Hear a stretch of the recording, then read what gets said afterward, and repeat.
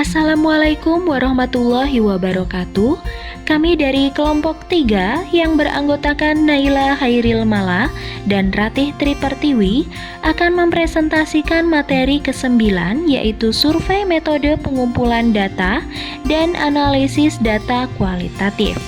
Untuk materi yang pertama terkait survei metode pengumpulan data kualitatif akan dijelaskan oleh Naila Hairil Mala, dan materi yang kedua survei analisis data kualitatif akan dijelaskan oleh Ratih Tripertiwi. Selamat mendengarkan. Survei metode pengumpulan data kualitatif. Dalam penelitian kualitatif, peneliti berperan sebagai instrumen pengumpul data utama. Peneliti di sini tidak hanya menerapkan teknik mekanik seperti mengawasi, menulis, menghitung, dan mentranskrip, akan tetapi juga melakukan proses kognitif dan afektif seperti menyimpulkan, intuisi, empati, dan mengevaluasi. Selain itu, peneliti sendiri dapat dijadikan sebagai dokumen karena apa yang peneliti pikirkan, rasakan, dan lakukan selama proses penelitian merupakan data. Pengumpulan data pada penelitian kualitatif bisa menggunakan satu metode saja, lebih dari satu metode, atau bahkan tidak memerlukan interaksi sama sekali dengan partisipan, misalnya dengan studi dokumen, artefak, atau studi produk yang dibuat oleh manusia. Sebelum menentukan metode pengumpulan data, peneliti harus mengenal kosakata teknis bidang yang diteliti terlebih dahulu.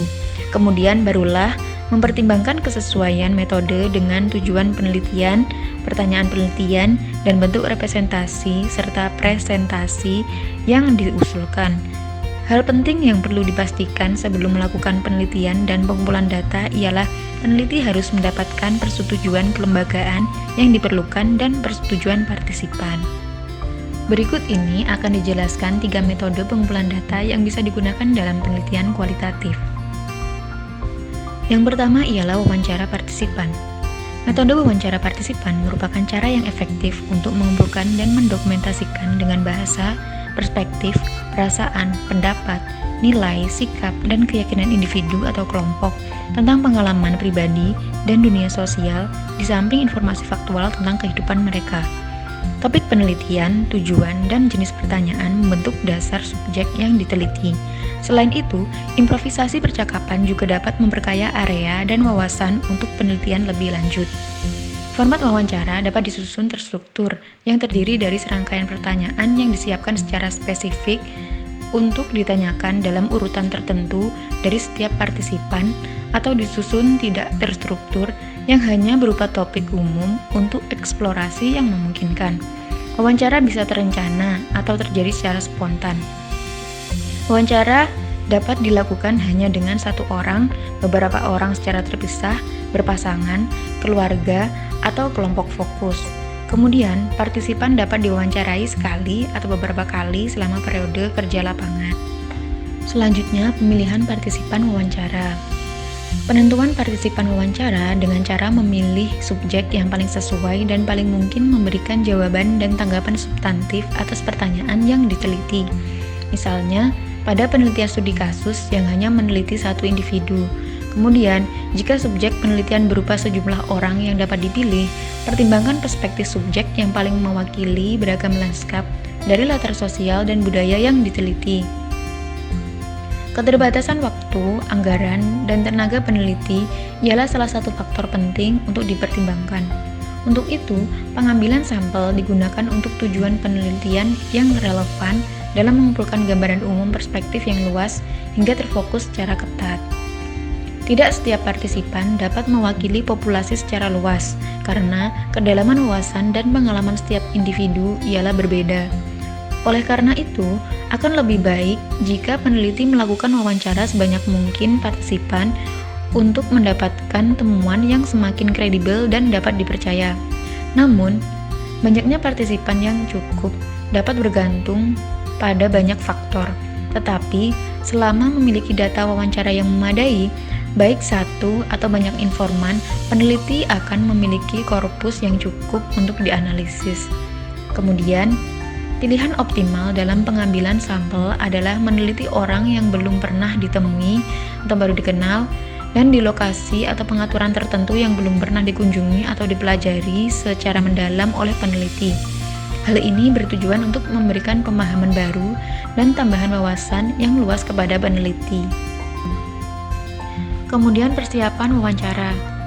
Dalam mempersiapkan wawancara, peneliti harus bernegosiasi terlebih dahulu dengan partisipan terkait jadwal pelaksanaan secara rinci, mulai dari tanggal, jadwal pelaksanaan, jumlah pertemuan, dan lokasi spesifik yang semua pertimbangan tersebut didasarkan partisipan.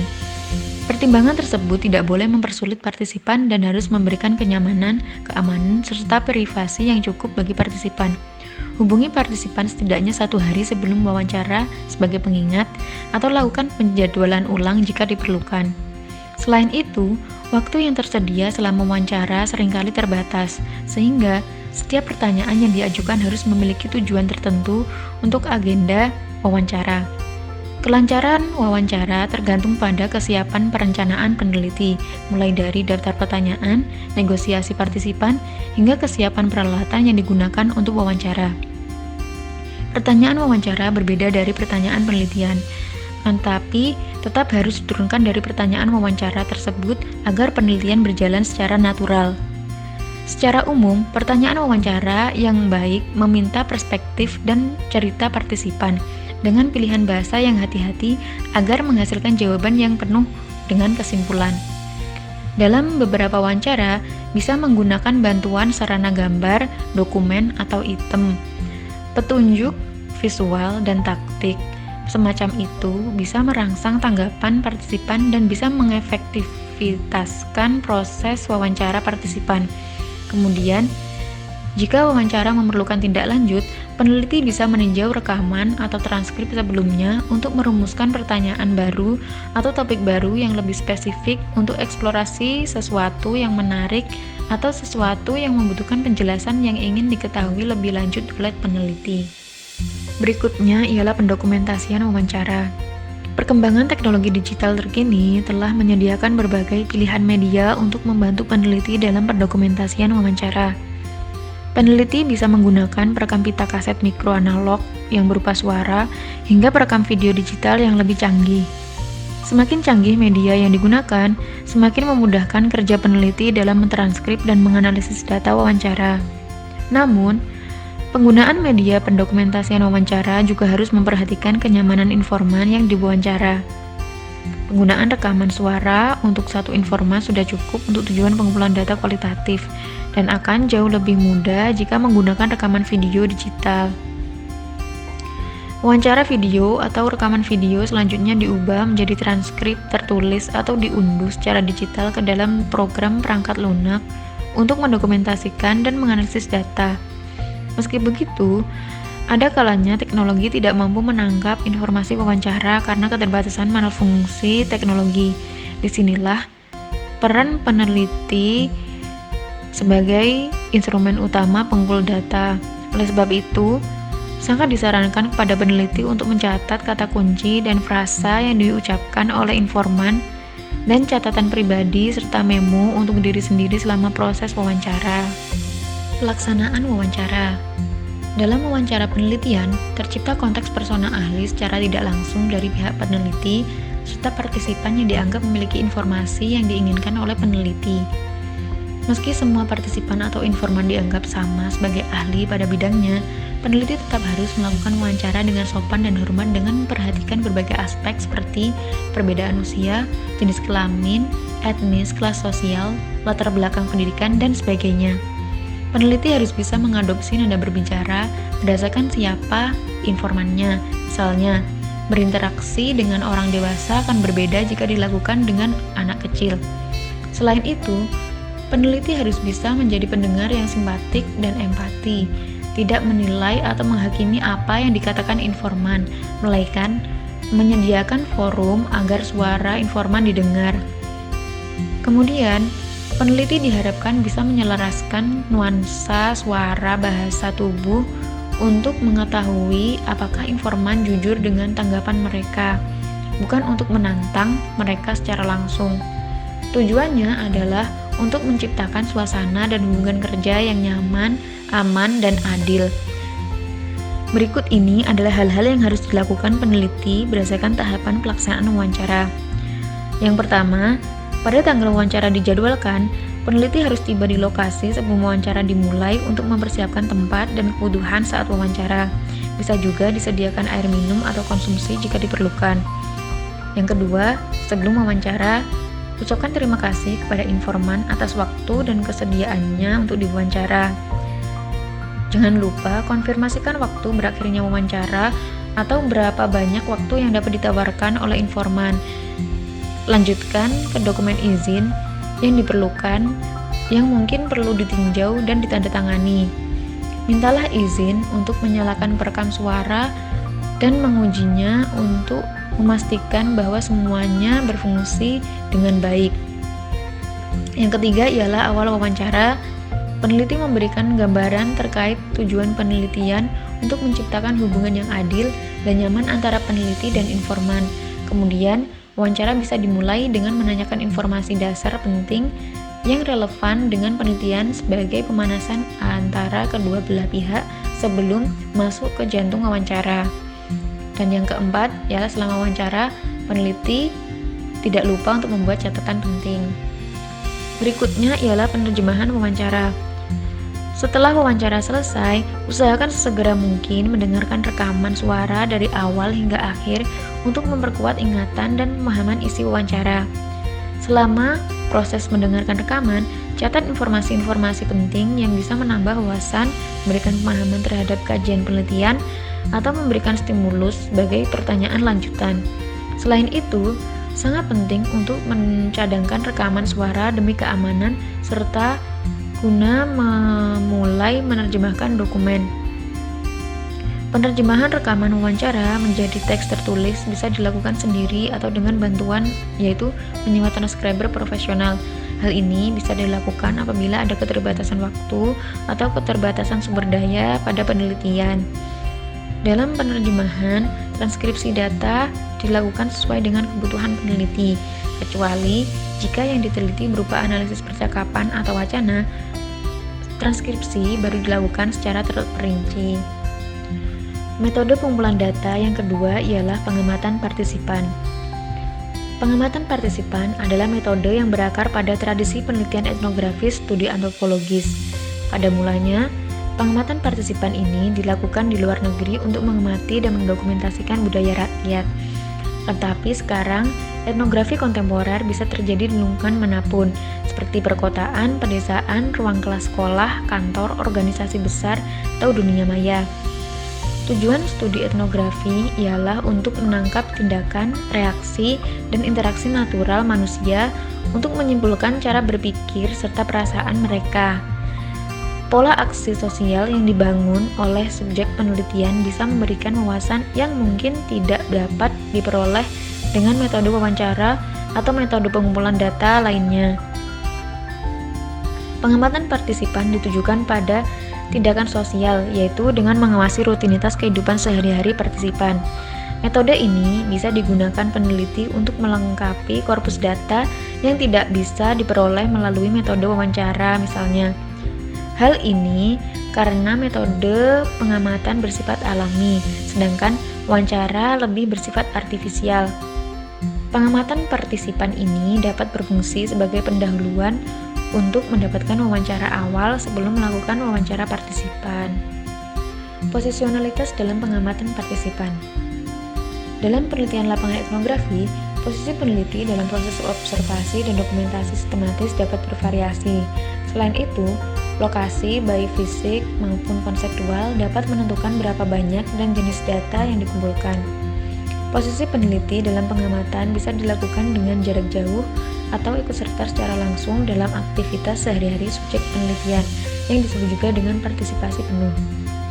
Pengamatan jarak jauh ini memberikan sudut lebar untuk meneliti detail-detail kecil serta gambaran yang lebih besar selama proses dokumentasi tertulis terhadap tindakan partisipan. Sementara itu, partisipasi penuh dapat memberikan pengetahuan pengalaman yang lebih dalam, meningkatkan pemahaman tentang kehidupan sosial yang diteliti. Selanjutnya ialah pengamatan kehidupan sosial. Dalam pengambilan catatan lapangan, peneliti pemula mungkin merasa kewalahan di awal dan bertanya-tanya apa saja yang harus didokumentasikan dari sederet detail sosial yang terjadi dengan cepat di hadapan mereka. Kemudian, tidak mungkin juga peneliti bisa merekam semua kejadian saat kerja lapangan berlangsung, sehingga peneliti di sini bisa memanfaatkan rekaman video. Untuk mempermudah, pengamatan partisipan bisa dirancang berdasarkan pembedaan spesifikasi fokus untuk setiap pengamatan. Ada fokus selektif berdasarkan topik penelitian, pertanyaan penelitian, atau apapun yang menonjol dalam kegiatan sehari-hari partisipan. Fokus pengamatan akan menyempit saat memasuki penelitian lanjutan dan beberapa masalah muncul ke permukaan sebagai gagasan inti untuk observasi dan dokumentasi lanjutan. Beberapa ahli metodologi merekomendasikan kategori jenis pola manusia yang mungkin diamati oleh peneliti kualitatif. Bobo memberikan daftar area umum untuk observasi partisipan beserta topik wawancara, di antaranya yang pertama, perilaku, hubungan sosial, pertemuan, interaksi, dan jaringan. Yang kedua, situasi dan peristiwa.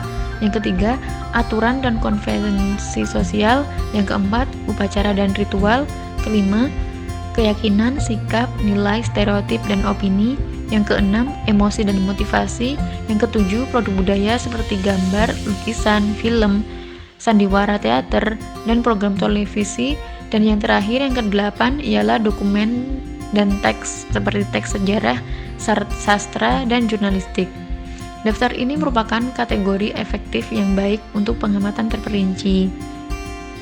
Sementara itu, Joni Saldana juga membagi 3 karakteristik partisipan dalam kehidupan sosial, yaitu aksi atau tindakan, reaksi, dan interaksi. Yang pertama, aksi atau tindakan tidak hanya mengacu pada apa yang dilakukan individu, tetapi juga apa yang mereka lakukan. Yang kedua, reaksi ialah bagaimana seseorang menanggapi apa yang dikatakan dan dilakukan oleh orang lain. Yang ketiga, interaksi mengacu pada sifat reverberatif tindakan dan reaksi dalam proses. Dengan kata lain, unit pertukaran tindakan. Reaksi yang berbeda. Semua yang dilakukan dan dikatakan seseorang adalah tindakan dan reaksi yang memainkan peran yang lebih menonjol dalam pengamatan dan penafsiran penelitian. Berikutnya ialah tentang lokasi penelitian.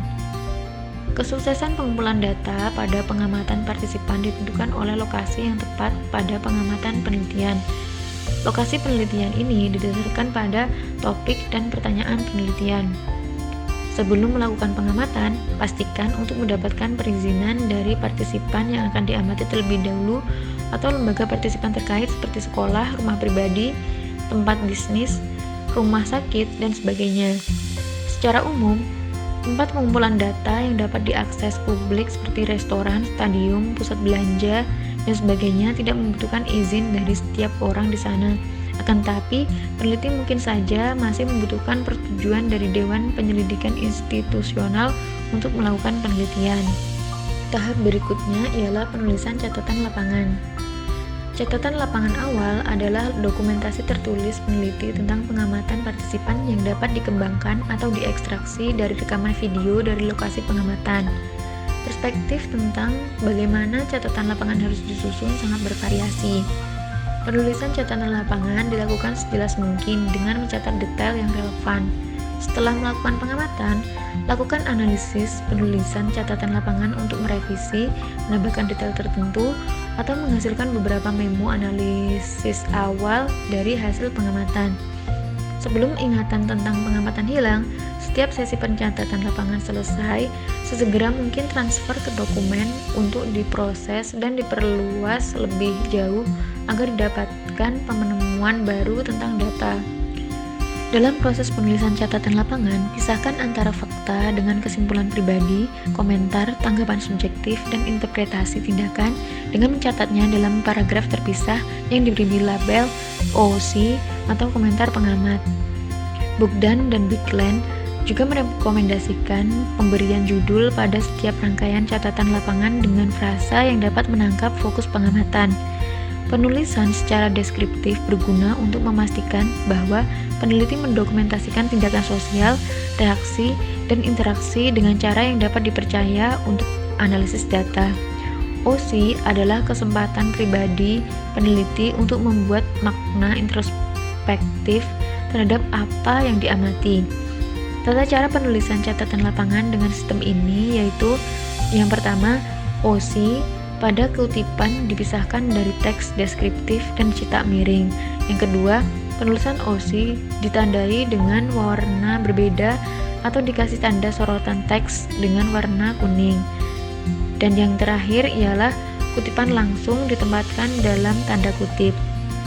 Salah satu kesalahan paling umum dari peneliti pemula ialah mereka lalai untuk sesekali mendokumentasikan apa yang dikatakan oleh partisipan. Metode pengumpulan data yang ketiga ialah studi dokumen. Dokumen mengandung teks dan gambar yang merefleksikan dan secara metafora mewakili ideologi serta sistem nilai pembuat dokumen. Pada penelitian lapangan, mencari dan merevisi dokumen apapun, baik berupa dokumen yang disimpan dalam berkas atau disimpan dalam ruang pribadi, harus atas perizinan partisipan penelitian. Studi dokumen menyimpan sejumlah informasi atau gambar yang bisa dicatat atau didokumentasikan oleh peneliti. Jika memungkinkan, simpan salinan dokumen sebagai data untuk referensi dan analisis lanjutan. Dokumen tidak hanya terdiri dari bahan yang diproduksi sebelumnya, tapi juga karya yang dibuat secara khusus untuk penelitian tersebut. Partisipan mungkin diminta untuk secara sukarela menyimpan catatan, jurnal, atau buku harian sebagai metode pengumpulan data reflektif tambahan. Namun, tugas ini seringkali memberatkan, terutama jika partisipan ialah seorang profesional yang sibuk seperti guru atau pekerja sosial. Materi media. Materi media dapat menjadi satu-satunya atau salah satu fokus dari beberapa jenis data penelitian kualitatif, misalnya analisis konten dari kumpulan situs internet. Hampir setiap peneliti saat ini mengandalkan teknologi untuk melakukan usaha penyelidikan. Media elektronik bukan lagi sekedar alat, tetapi juga bahan konstruksi penelitian. Hal ini karena teknologi berkembang pesat dan menjadi lebih mudah diakses dan terintegrasi dengan budaya sehari-hari masyarakat.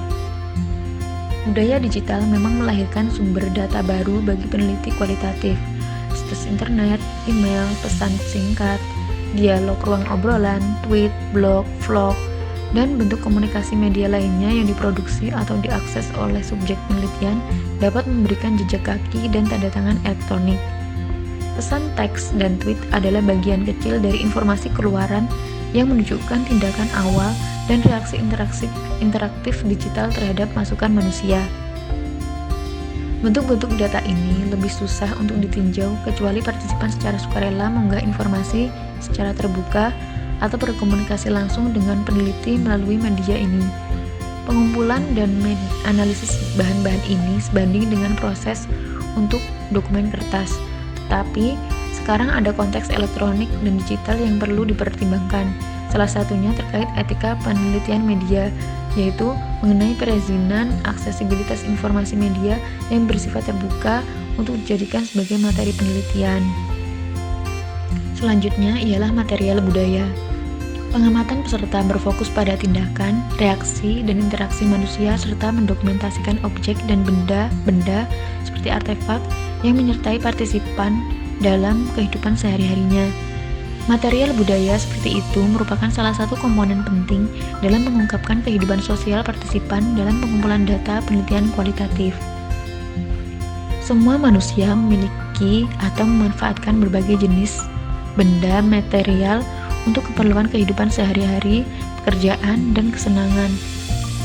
Benda-benda yang menyertai partisipan itu dapat menginformasikan peneliti tentang apa yang penting atau bagian dari dunia budaya partisipan penelitian. Perlakuan partisipan terhadap objek material yang melingkupinya dapat menunjukkan banyak hal terkait sikap, perilaku, kepribadian, atau karakter partisipan penelitian. Hal ini dapat dilihat dari bagaimana partisipan berpenampilan dan bagaimana ia memfungsikan atau memperlakukan barang-barangnya dalam kehidupan sehari-hari. Ketika peneliti membuat inventarisasi terperinci dari setiap objek yang dimiliki atau menyertai partisipan dalam penelitian lapangan, peneliti dapat mengambil tinjauan jarak dekat dan memilih objek dan artefak utama yang tampaknya memiliki makna khusus bagi peserta atau yang menurut peneliti sebagai item penting dalam kehidupan sosial mereka. Ekspresi berbasis seni. Produk seni visual yang dibuat oleh partisipan juga dapat digunakan sebagai data penelitian. Karya seni berupa gambar, kolase, dan media lainnya merupakan perpanjangan dari diri dan etos partisipan. Beberapa penelitian telah melaporkan hasil yang sukses dengan partisipan anak dan dewasa yang mendokumentasikan apa yang penting bagi mereka melalui fotografi atau video dari dunia mereka sehari-hari. Produk visual dapat meningkatkan jenis data lain yang dikumpulkan tentang partisipan atau berfungsi sebagai metode pengumpulan data utama ketika partisipan tidak dapat berkontribusi atau peneliti tidak dapat mengumpulkan data verbal substantif. Bentuk lain yang menghasilkan data signifikan adalah drama improvisasi yang mencakup gerakan kreatif dan mode ekspresi nonverbal lainnya. Bentuk seni ini dapat mengkomunikasikan apa yang mungkin tidak dapat diungkapkan dengan kata-kata atau apa yang mungkin lebih mudah diungkapkan melalui seni peran dalam keadaan fiksi. Berikutnya, literatur penelitian terkait. Peneliti harus melakukan tinjauan literatur terkait topik yang diteliti, baik sebelum atau selama penelitian dilaksanakan.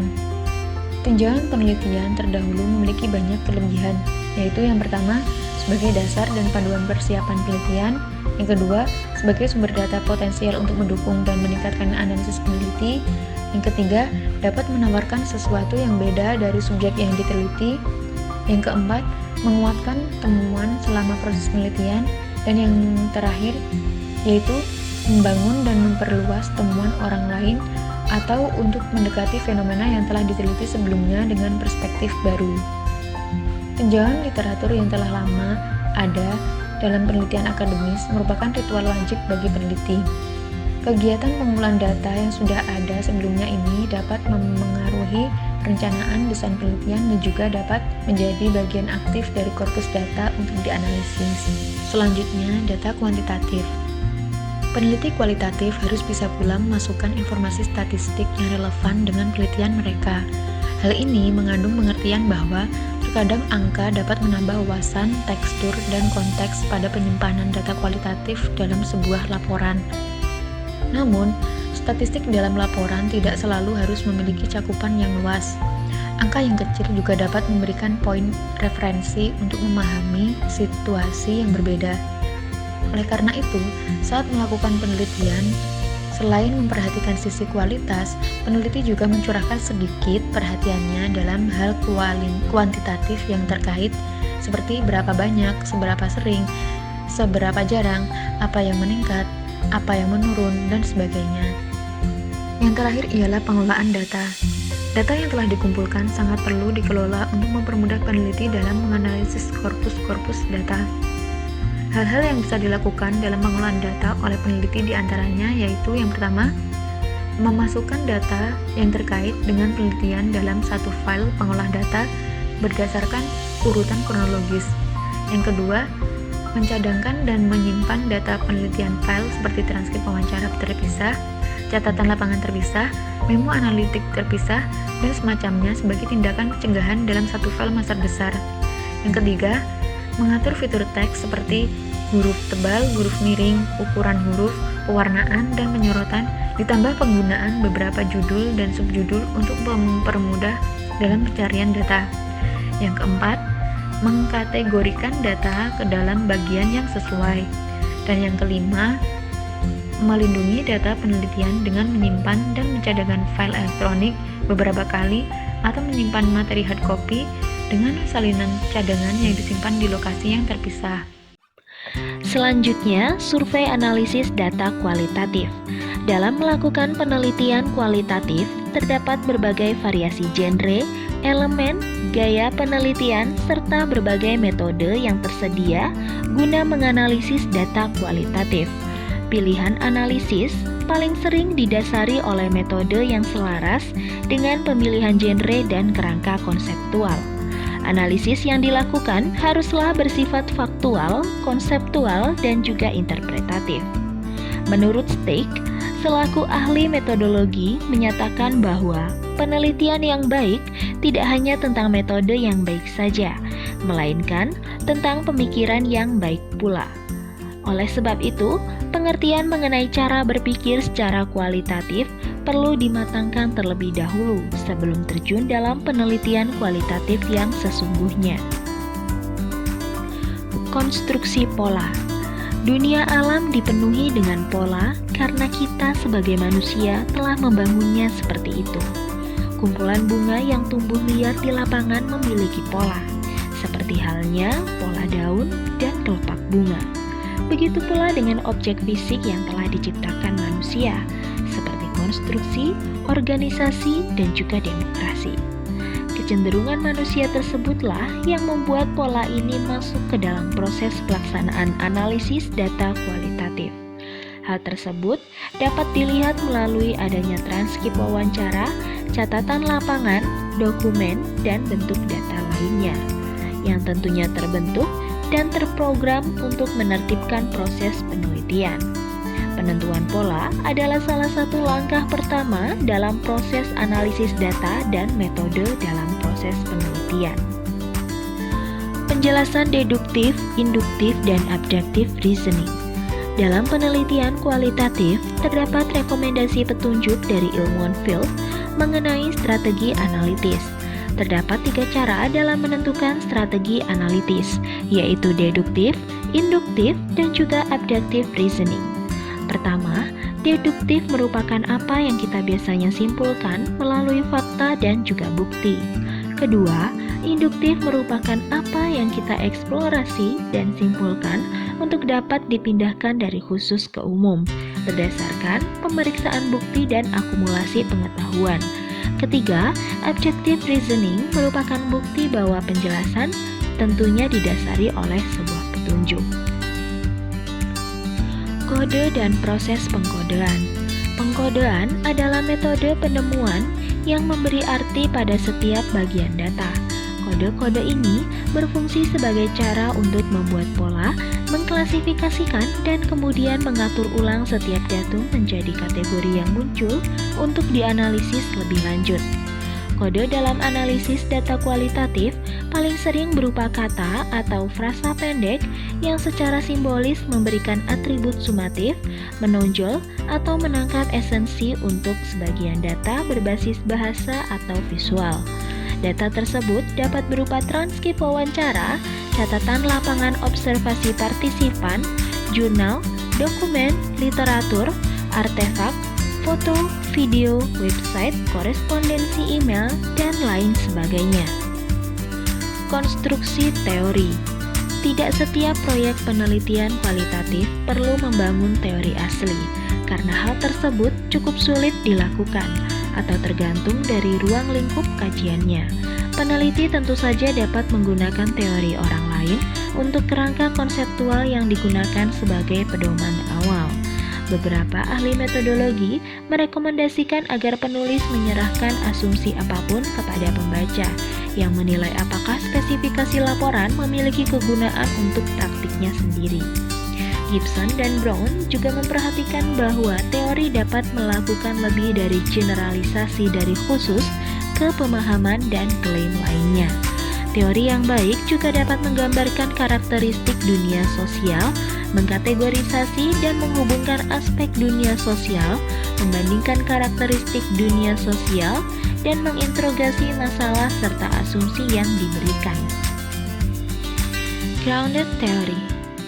Grounded Theory adalah genre penelitian kualitatif yang cukup kompleks, tetapi merupakan pendekatan yang telah digunakan dalam ribuan studi di banyak disiplin ilmu sejak pertama kali diperkenalkan pada tahun 1960-an. Grounded Theory bukanlah proses langkah demi langkah dengan algoritma khusus untuk diikuti. Grounded Theory terdiri dari pengkodean kumulatif dan metode pengkategorian dengan penulisan memo analitik sebagai heuristik penting untuk penemuan. Pernyataan naratif. Semua laporan penelitian adalah cerita dari satu jenis atau lainnya. Alur penyelidikan naratif dan alur cerita pengalaman subjek penelitian awalnya dianggap sebagai cerita pendek atau novel fiksi. Tapi, ceritanya dibuat dengan hati-hati dan ditulis secara kreatif untuk memberi pembaca perspektif yang hampir mengetahui segalanya mengenai pandangan dunia peserta. Representasi penyelidikan naratif seperti sastra bervariasi dalam nada, gaya, dan sudut pandang. Namun, tujuan utamanya adalah untuk menciptakan potret subjek penelitian yang menggugah melalui kekuatan estetika bentuk sastra. Pernyataan puitis. Salah satu bentuk untuk mendokumentasikan kerja lapangan atau temuan analitik adalah dengan cara strategis, yaitu memotong transkrip wawancara, catatan lapangan, dan data terkait lainnya ke dalam struktur puisi. Autoetnografi juga dapat menggunakan puisi jika genre tersebut merupakan genre sastra yang paling tepat untuk menyampaikan kesan peneliti, seperti pengkodean. Konstruksi puitis menangkap esensi data dengan cara yang kreatif dan menarik. Representasi dan presentasi berbasis seni. Salah satu bentuk representasi dan presentasi berbasis seni adalah etnodrama, atau dikenal sebagai etnografi pertunjukan, teater perbatin, dan penulisan drama non-fiksi. Adalah pementasan skrip dan teatrikal dari penelitian kualitatif. Tidak seperti artikel ilmiah yang hanya dibaca dengan cara performatif sambil duduk di belakang meja atau berdiri di belakang podium. Etnodrama secara aktif merekonstruksi data kerja lapangan menjadi monolog dan dialog agar menyerupai drama yang dipasang secara tradisional untuk penonton. Kebanyakan etnodrama bersifat monologis karena transkrip wawancara salah satu peserta paling mudah diakses untuk adaptasi. Selanjutnya yang terakhir yaitu CAQDAS yang merupakan akronim dari Computer Assisted Qualitative Data Analysis Software, yaitu perangkat lunak analisis data kualitatif bantuan komputer. Terdapat pendapat yang beragam di antara praktisi di lapangan tentang utilitas software khusus tersebut untuk manajemen dan analisis data kualitatif. Software tersebut tidak seperti komputasi statistik yang menganalisis data pada tingkat konseptual yang lebih tinggi. Paket software ini berfungsi sebagai repositori data, baik tekstual maupun visual, yang memungkinkan peneliti untuk memberi kode dan meletakkan fungsi seperti menghitung berapa kali kata atau frasa tertentu yang muncul di korpus data, atau fungsi yang sangat berguna untuk analisis konten, dan dapat menampilkan pengkodean yang dipilih. Terima kasih atas kesediaan teman-teman yang telah mendengarkan presentasi dari kelompok 3. Jika ada pertanyaan dan pernyataan tambahan, teman-teman bisa menuliskannya di kolom komentar. Kurang lebihnya, kami mohon maaf dan kami akhiri. Wassalamualaikum warahmatullahi wabarakatuh.